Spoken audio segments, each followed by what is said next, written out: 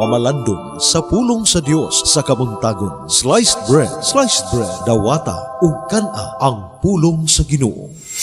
Maayong buntag kanyang tanan, nining adlaw atong gamiton sa pagpamalandong ang Ebanghelyo kinutlo gikan kang San Marcos suluhan 1 mga tudling 40 ngadto sa 45. Kagahapon naghisgot kita sa dakong pundok sa katawhan nga nagpunsisok nga buot moduol kang Hesus aron mangayo og kaayuhan kay gusto silang maayo gikan sa ilang mga balatian. Ang uban buot usab nga mugula diha kanila ang kadautan, no? Ang pag-abog ni Jesus sa mga yawa ni atong mga giyawaan. Sama sa akong giingon, nagapadayag kini sa paghari na sa Dios diha sa gahom ni Jesus, dili lamang sa pulong ug sa buhat. Sa ato pa, the kingdom of God is already seen in action through the person of Jesus, no? Diha sa paghatag sa ingon nato kadaugan sa kaayuhan batok sa kadautan. Unya didto makita nato sa hulagway nga si Jesus nakigatubang sa katawhan, sa crowd, no? Ang mga tao didto usa ka dakong pundok giatiman ni Jesus.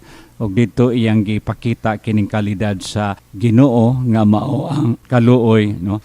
Unya compassion and mercy. Ilabi na ni ining tema nga gidala sa atong Santo Papa karon, no?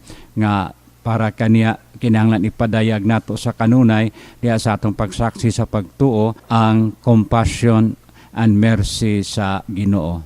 Ilabi na ni ining pagdeklarar niya sa tuig sa yubileo sa kaluoy, Jubilee Year of Mercy, nga ang Ginoo dili gayud siya kapuyan, nga ang Ginoo dili gayud muundang diha sa iyang pagpadangat sa iyang gugma kaluoy pasaylo alang kanatong tanan. Sa atong bahin lang kita unta angay lang magbasol, makaamgo sa atong mga kakulangan ug mobalik ngadto sa Ginoo, kay ang Ginoo walay kinutuban og sa kanunay siya puno sa kaayo ug kaluoy niadtong mubalik og mudangop pag-usab kaniya.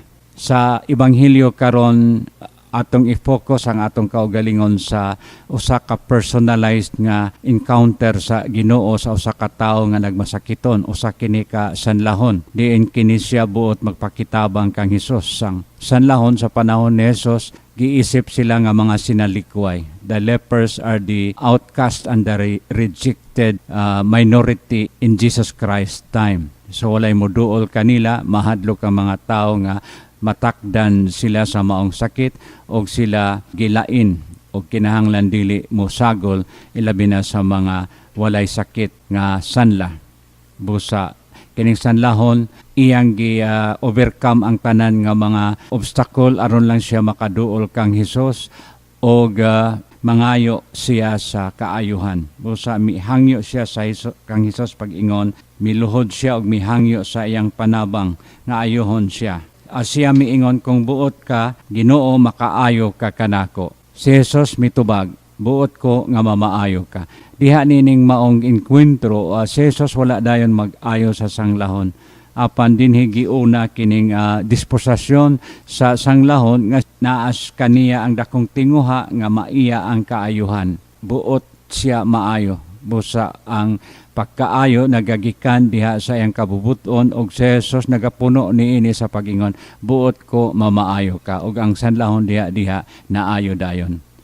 Pamalandong kita wala kitay mga sanla apan ingon nato adunay mga sanla sa hunahuna sa pagbati, adunay sanla sa atong moral nga kinabuhi, og adunay sanla diha usab nga butakboy kanato sa atong espirituhanong pagpuyo. Unsa ka kining mga sanla nga nakaapekto kanato og buot ba kita nga maayo kini og atong hangyon ang Ginoo nga ayohon kita niya. Daghang salamat og maayong buntag kaniyong tanan. Sliced bread, dawata ug kana ang pulong sa Ginoo.